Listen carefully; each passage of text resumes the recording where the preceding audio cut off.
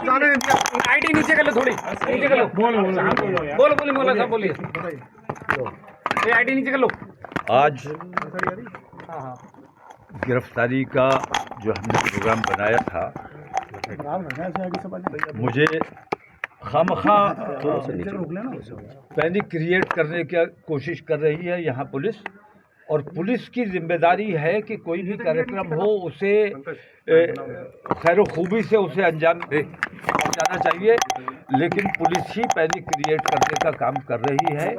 मैंने कहा था कि मेरी भीड़ नहीं आएगी और मैंने ये साबित किया है कि मैंने किसी भीड़ को नहीं बुलाया। मैंने कहा था मेरे 11 लोग गिरफ्तारी देंगे, सिर्फ वो लोग जाएंगे, और अगर कोई 100-200 लोग आ भी जाते हैं तो उन्हें समझाकर वापस कर दिया जाएगा। 11 लोग गिरफ्तारी देंगे।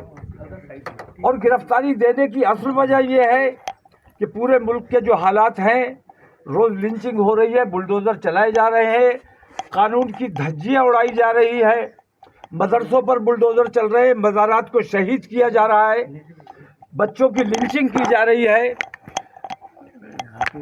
गौ सेवा के नाम पर कुछ गुंडे निकलते हैं, कुछ कुत्ते एक दो लोगों को घेर कर मार डालते हैं, उन पर कोई कार्रवाई नहीं होती है। ये आतंकवादी संगठनों का तमाम का ये सरकारें संरक्षण कर रही हैं। इन आतंकवादी संगठनों पर पाबंदी लगाई जाए। बजरंग दल जैसे आतंकवादी संगठन, जब तक इनको खुली छूट मिली रहेगी, देश के अमनो अमान को हमेशा खतरा बना रहेगा। देश के अमनो अमान को खतरा मुसलमानों से नहीं है, हमसे नहीं है। हम अमन वाले लोग हैं, अमन की बात करने वाले लोग हैं।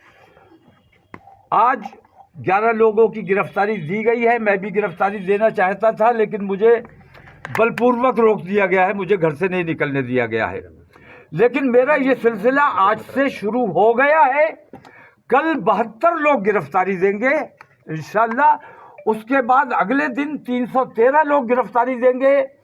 उसके अगले दिन 917 लोग गिरफ्तारी देंगे। और ये सिलसिला इस तरह हर जिले में, हर सूबे में इंशाअल्लाह पूरे हिंदुस्तान में चलने वाला है। लोगों की बात करें, उसमें आप भी कल भी फिर शामिल होंगे गिरफ्तारी के? मैं अब जब मुझे नहीं निकलने दिया जा रहा है तो मेरे लोग गिरफ्तारी देंगे और रोजाना गिरफ्तारी दी जाएगी और ये सिलसिला पूरे हिंदुस्तान में शुरू किया जाएगा। ये देश में नई क्रांति लाने की आज पहल की गई है। इस पहल के जरिए हमें पूरे हिंदुस्तान को जागृत करना है कि हमारे देश को 11 साल से लूटा जा रहा है, 11 साल से तबाह किया जा रहा है, 11 साल से बेचा जा रहा है। वो तमाम लोग जो अपने देश से मोहब्बत करते हैं, उन तमाम लोगों को मैं दावत दे रहा हूँ। मेरे साथ इस मामले में मेरे साथ मेरे हिंदू भाई भी शरीक हैं और वो भी हमारी मुहिम में शरीक रहेंगे और वो भी गिरफ्तारी देंगे। आपको देश के कानून पर भरोसा नहीं है क्या? आपको संविधान पर भरोसा नहीं है? संविधान पर पूरा भरोसा है। संविधान की रक्षा के लिए ही हम ये काम कर रहे हैं। हम ये देख रहे हैं कि कानून की धज्जियां सरकार उड़ा रही है, पुलिस उड़ा रही है।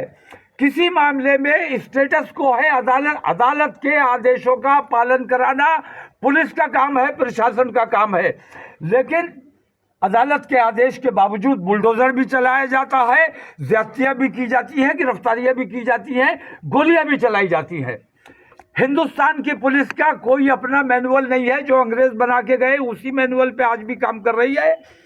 और हिंदुस्तान की पुलिस, जब अंग्रेजों की हुकूमत यहाँ थी, तब भी हिंदुस्तानी देश प्रेमियों पर उनकी गोलियां चला करती थी, लाठियां चला करती थी। और आज भी वही पुलिस है जो सच्चे देश प्रेमी मुसलमानों पर गोलियां और लाठियां चलाने का काम कर रही है। देश प्रेमियों पर लाठी चलाने का जो लोग काम करते हैं वो अपने साथ भी अन्याय कर रहे हैं, देश का काम नहीं कर रहे। मौलाना साहब, आप 72 लोगों की बात कर रहे हैं, 144 धारा लागू है, क्या उसका उल्लंघन नहीं माना जाएगा फिर? वो हम तो भी करते हैं तो हो जाते हैं बदनाम। मैं पूछता हूँ कि उल्लंघन ये नहीं होता है कि 100-200 कुत्ते मिलके किसी 1-2 लोगों को मार डालते हैं। अभी अलीगढ़ में 4 लोगों की हत्या की गई, मरा जानकर छोड़ा गया, उनमें से 3 बच गए, 1 मरा। क्या कार्रवाई हुई? बरेली में एक वाकया होता है कोई जुलूस निकलता है, मस्जिद के सामने जाके हनुमान चालीसा पढ़ा जाता है, वहाँ विवाद हो जाता है, झगड़ा हो जाता है, एक बच्चा मर जाता है। उस एक बच्चे के मरने का उसके घर वालों का गम हमें पता है, हम जानते हैं, उसके गम में हम बराबर के शरीक है। लेकिन न्याय ये देखिए कि उस एक मौत के इवज में 150 लोग जेल में पड़े हुए हैं और पूरी बस्ती को बुलडोजर से मसमार कर दिया गया। ये तमाम तकलीफें देखते रहे हम और सब्र करते रहे, लेकिन सब्र का पैमाना तब लबरेज हो जाता है कि जब हमारे प्रदेश का प्रमुख देश के मजहबी भावनाओं को भड़काने का काम करता है। आप अपने महापुरुषों की तारीफ कीजिए, उनका सम्मान कीजिए, हमें बहुत खुशी होती है। आप अपने धर्मगुरुओं की तारीफ कीजिए, बहुत अच्छी बात है। लेकिन दूसरे के धर्म पर उंगली उठाना, दूसरे के धर्मगुरुओं को, बुजुर्गों को बुरा भला कहना, इसकी इजाजत किसी को नहीं है। अगर प्रदेश प्रमुख ही ये काम कर रहा है तो इसकी शिकायत हम किससे करने जाएं? इसलिए हम गिरफ्तारी देने के लिए बाध्य हैं और ये गिरफ्तारी का सिलसिला तब तक जारी रहेगा जब तक ये तमाम बेईमानियां बंद नहीं की जाती। मौलाना साहब, प्रदेश के मुख्यमंत्री ने स्पष्ट कहा है कि कोई कानून व्यवस्था बिगाड़ने का कानून व्यवस्था बिगाड़ने का काम पुलिस कर रही है। पुलिस हिंदू बनकर काम कर रही है और सरकार हिंदू बनकर काम कर रही है। सरकार को चाहिए कि सरकार के लिए पूरे उत्तर प्रदेश हिंदू, मुसलमान, सिख, ईसाई सारे के सारे उनके लिए बराबर होने चाहिए, लेकिन वो बल्कि हिंदू की हैसियत से काम कर रहे हैं और ये पंथ की गरिमा को नुकसान पहुंचाने का काम किया जा रहा है। कितनी लिंचिंग की घटनाएं अब तक हुई हैं? कितनी? ये तो आपके देखने की बात है, आप ही हमें दिखाते हो कितनी लिंचिंग होती है, कितना कहाँ कैसे कैसे मारा जाता है।